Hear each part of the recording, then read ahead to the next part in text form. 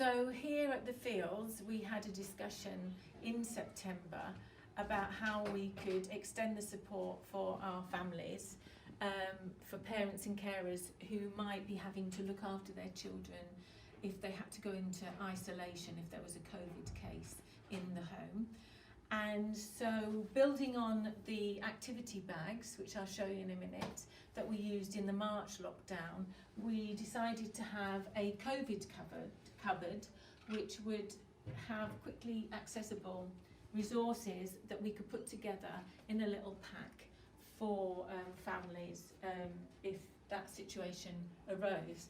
And you can see here we really wanted to have resources that would encourage interaction between adult and child, and so we've got a lot of games, various sorts of games that we know work well. Some of them are language games, some of them are number games, shape games, jigsaws. We also looked for some books that we could send home, including some of our core books, which we could direct parents to our website, where they will find members of staff reading these stories or doing activities to extend the use of the core books. We had some old book trust books with information about, how you actually share stories and books with children. And then we put together some more of our activity packs here, which have got mainly sort of creative, things like crayons and paints, Play-Doh that can be hung up in the home and grabbed, and we can actually go round and supplement those if they run out. They were really popular in the March lockdown. And of course, when we put them all together, these resources in a big Polly Pocket sort of bag, named, and record who's taken them and what they've taken.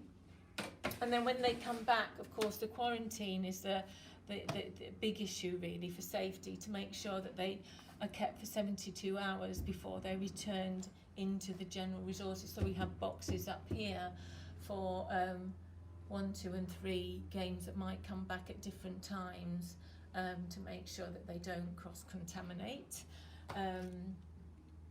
as well.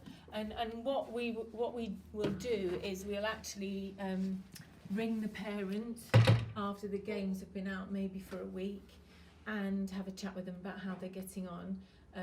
That will be the key person. We'll be able to do that in key time, and then maybe they can add some games if the parent feels that they need extending. Perhaps if the child's got English as an additional language, or a specific learning need, then we would take resources from other areas, like we have EAL resources here, to supplement the ones that have already gone out.